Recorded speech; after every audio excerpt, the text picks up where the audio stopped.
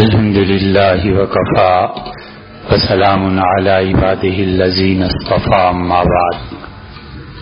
اللہ تعالی کے ایک محبوب بندے اور انبیاء علیہ الصلوۃ والسلام کے بعد دنیا کی سب سے عظیم شخصیت، جس کو مسلمان اور صحابی رضی اللہ عنہم ماننا ہم مسلمانوں کے عقیدے میں شامل ہے، سیدنا ابو بکر رضی اللہ عنہ تھے۔ اور سیدنا ابو بکر رضی اللہ عنہ حضور اقدس صلی اللہ علیہ وسلم میں فنا تھے، اور اللہ نے ان کا تذکرہ اپنے ان بندوں میں فرمایا جن سے اللہ راضی اور خوش ہے۔ چنانچہ بدر تک ہم پہنچے تھے، اور بدر کے میدان میں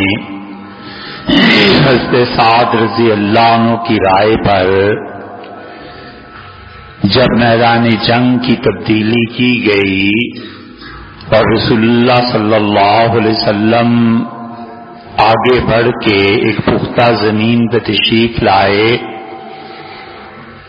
تو کفار مکہ وہاں بھی جم چکے تھے اور یہاں پر یہ بھی جم گئے، اور یہ چونکہ پہلے پہنچے تھے اس لیے رسول اللہ صلی اللہ علیہ وسلم کے کہنے کے مطابق انہوں نے پانی کے تمام چشمے اپنے قبضے میں لے لیے، تاکہ کفار مکہ کو یہ سمجھایا جا سکے کہ پانی جیسی بنیادی ضرورت سے تم محروم ہو جاؤ گے، اور اگر ہم چاہیں تو منع کر دیں، نہ لڑو۔ لیکن اللہ تعالی نے حضرت رسالت مآب صلی اللہ علیہ وسلم پر وحی کی کہ یہ جنگ اب ہونی ہے، اور اللہ نے فرمایا کہ وَإِنَّ فَرِيقًا مِّنَ الْمُؤْمِنِينَ لَكَارِهُونَ، اور ایمان والوں کا ایک گروہ نہیں چاہتا تھا کہ یہ جنگ ہو۔ حضرت عبد الرحمن ابن عوف رضی اللہ عنہ کہتے تھے کہ یہ آیت مجھ جیسوں کے بارے میں نازل ہوئی کیونکہ مکہ میں سخت حالات سے ہم گزر چکے تھے اور ابھی تجارت کا آغاز ہوا تھا، تو میں تو یہ چاہتا تھا کہ اب ہم ذرا دم لیں، سکون کا سانس لیں، لیکن نہیں پتا تھا کہ پھر یہ مشکل آئے گی۔ اور اللہ نے فرمایا کہ ہم نے فیصلہ کر لیا کہ یہاں پر لڑائی ہوگی، لِيُهْلِكَ مَنْ هَلَكَ عَنْ بَيِّنَةٍ، دنیا میں جس نے برباد ہونا ہے، تباہ ہونا ہے، دلیل کے ساتھ تباہ ہو،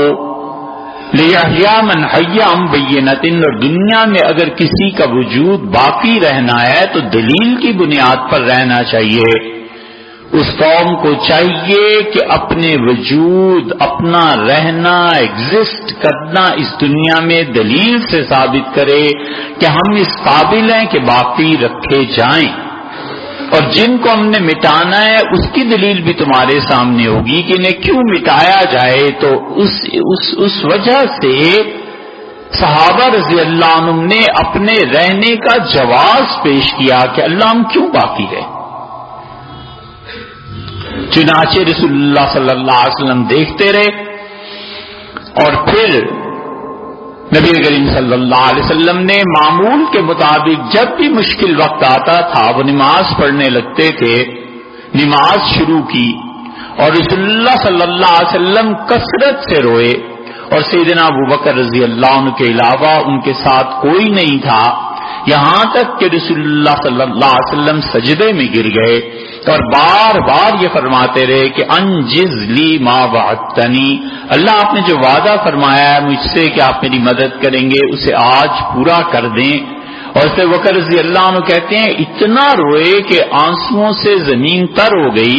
اور رسول اللہ صلی اللہ علیہ وسلم کے جسد مبارک پر جو چادر تھی وہ نیچے گر گئی، اور مجھ سے پھر برداشت نہیں ہوا اور میں نے دونوں کندھوں سے پکڑ کے اٹھا لیا. میں نے کہا انہو سینجز لک ما وعدتک، اس نے وعدہ کیا ہے نا، یقیناً وہ وعدہ پورا کرے گا. اللہ کے رسول چھوڑ دیں بس. اب رسول اللہ صلی اللہ علیہ وسلم پہ بالکل اللہ کی محبت، اس کی فتح، اس کا وعدہ، اس میں جو ایک سرشاری کی کیفیت ہوتی ہے وہ تھی اللہ کے ساتھ. اور بار بار عرض کر رہے تھے کہ اللہ اپنے وعدے کو پورا فرما دیں، اپنے وعدے کو پورا فرما دیں. حضرت ابوبکر رضی اللہ عنہ ہی نے اس موقع پہ رسول اللہ صلی اللہ علیہ وسلم کو سنبھالا، کھڑا کیا اور کہا آپ یقین مانے اللہ آپ سے کیے گئے وعدے کو پورا کرے گا.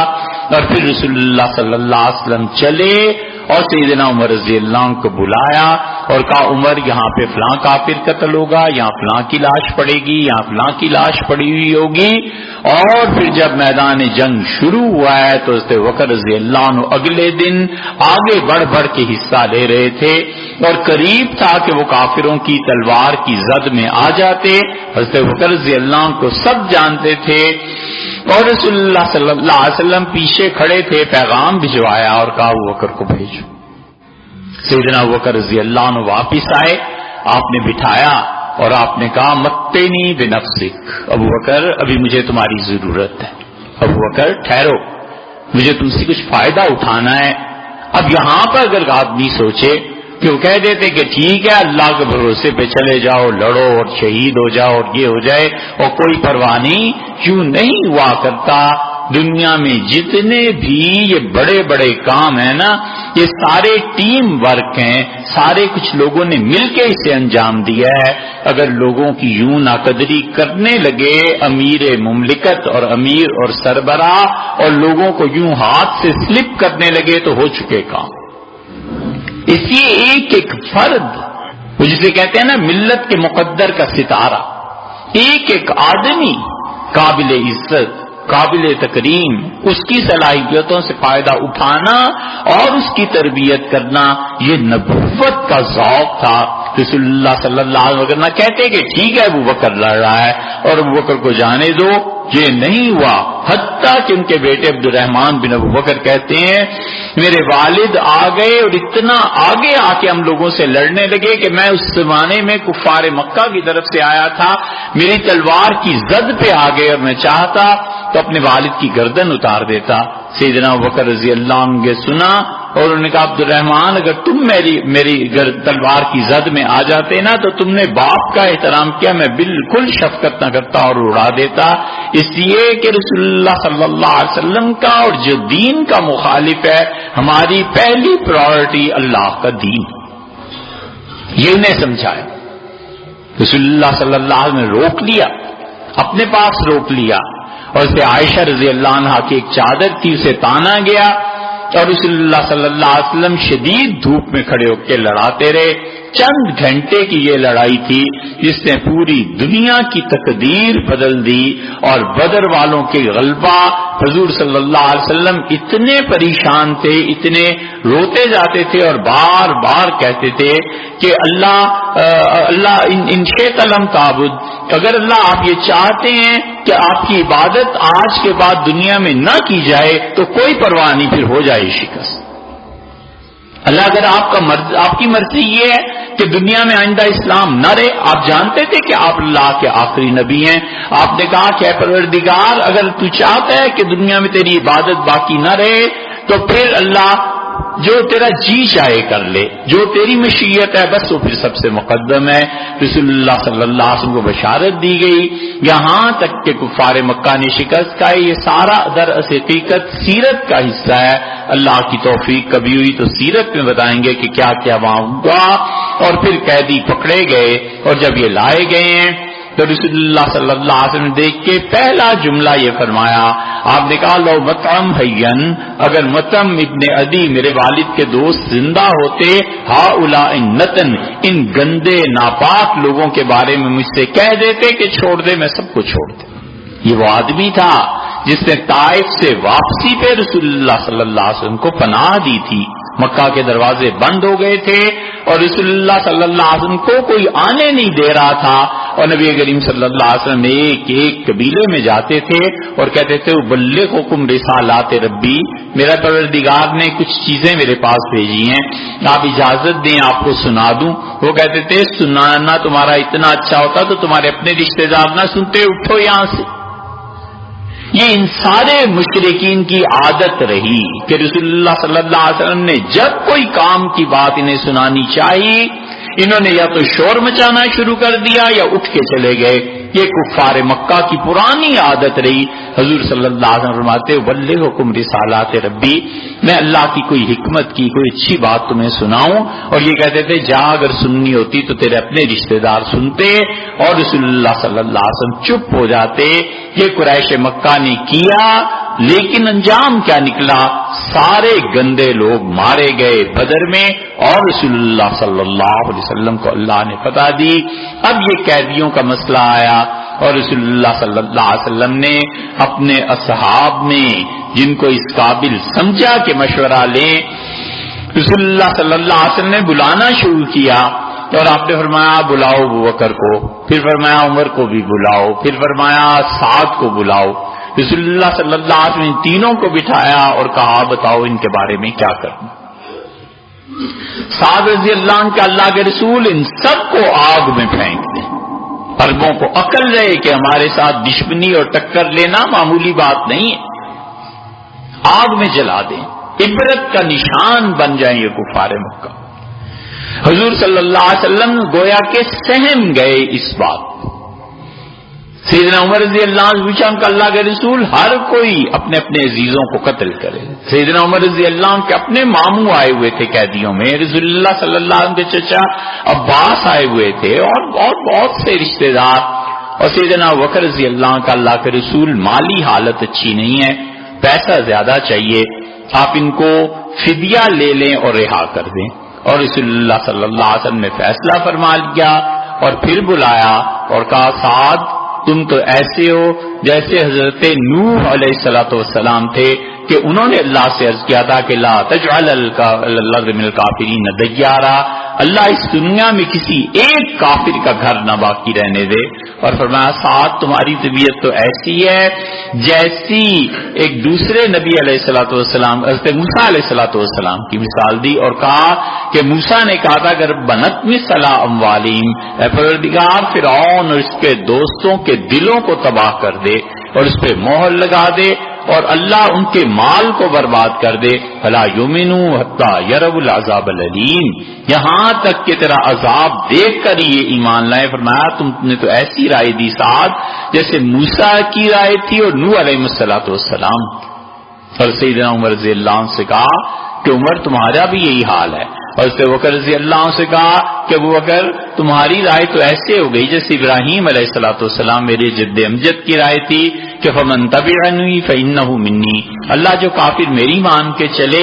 ایمان لے آئے اللہ وہ میرے ہی گروہ میں سے ہے، ومن عصانی، اور اللہ جو ہماری نہ مانے فانک انت الغفور الرحیم، اللہ تو اپنے بندوں کو معاف فرمانے والا اور ان کے گناہوں سے درگزر کرنے والا۔ اور پھر رسول اللہ صلی اللہ علیہ وسلم نے فیصلہ کر لیا۔ صحیح بخاری میں اس کے جو شراح ہیں انہوں نے تفصیل سے یہ چیزیں لکھی ہیں، اور اگلے دن رسول اللہ صلی اللہ علیہ وسلم اور حضرت ابوبکر رضی اللہ عنہ دونوں رو رہے تھے بیٹھے۔ حضرت عمر رضی اللہ عنہ کی آمد ہوئی، اور مسلم کی روایت میں آتا ہے کہ انہوں نے عرض کیا اللہ کے رسول آپ کیوں رو رہے ہیں، کیوں آنسو گر رہے ہیں؟ میں اگر رو نہیں سکتا تو غمگین ہو کے ہی بیٹھ جاؤں گا، آپ مجھے بتائیں تو صحیح۔ آپ نے ایک درخت کی طرف اشارہ کیا اور آپ نے کہا کہ عمر خدا کا عذاب یہاں اس درخت تک آتے ہوئے میں نے دیکھا ہے، اور اگر تم اور سعد نہ ہوتے مدینہ منورہ میں سارا شہر تباہ ہو جاتا۔ اللہ نے آیات نازل کیے ہیں، اللہ نے کہا ہے کہ لولا کتاب من اللہ، اگر خدا کا یہ قانون نہ ہوتا کہ ہم اپنے نبیوں کو سزا نہیں دیا کرتے تو یہ جو پیسے آپ نے وصول کیے ہیں نا اس پہ سزا ہوتی، حتی یسخن، کیوں ایسے نہیں ہوا کہ ان نالائکوں کے خون سے زمین رنگ دی جاتی، زمین ان کے خون سے تر کر دی جاتی، کیوں آپ نے ان سے پیسے لے لی؟ رسول اللہ صلی اللہ علیہ وسلم کو لیکن اجازت مل گئی کہ ٹھیک ہے آپ نے جو اجتہاد کیا اگرچہ وہ اللہ کی اس شان رضا تک نہیں پہنچا، لیکن اب جب آپ نے اجتہاد کر دیا ہے تو ٹھیک ہے۔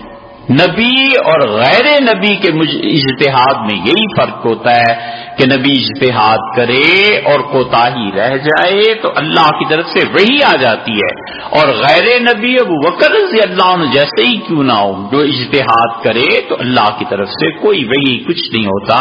کیونکہ ختم نبوت ہو گئی حضور صلی اللہ علیہ وسلم خدا کے آخری رسول۔ پھر سیدنا ابو بکر رضی اللہ عنہ میں نظر آتے ہیں احد میں جب گھمسان کا رن پڑا اور رسول اللہ صلی اللہ علیہ وسلم کا چہرہ مبارک زخمی ہو گیا۔ اللہ کی شان اور اللہ کی تقدیر ہے، ایک طرف رسول اللہ صلی اللہ علیہ وسلم کو بچانے کے لیے حضرت طلحہ رضی اللہ عنہ تھے، اور کفار مکہ نے دیکھا کہ 9 آدمی رسول اللہ صلی اللہ علیہ وسلم کے ساتھ رہ گئے ہیں، اور 9 کے علاوہ 10واں آدمی نہیں، پورا لشکر ٹوٹ پڑا، اور ابو سفیان نے کہا کہ قد قتل محمد صلی اللہ علیہ وسلم شہید کر دیے گئے۔ اس پہ تو کافر بڑھ بڑھ کے آگے آئے اور وہ تیر چلا رہے تھے، اور رسول اللہ صلی اللہ علیہ وسلم کے چہرہ مبارک کو دیکھا کافروں نے، اور حضرت طلحہ رضی اللہ عنہ جو تیر آ رہے تھے، طلحہ رضی اللہ عنہ بلا تکلف اپنا ہاتھ اور بازو آگے کرتے تھے۔ طلحہ رضی اللہ عنہ کے ایک بازو پہ 70 سے زیادہ تیر لگے،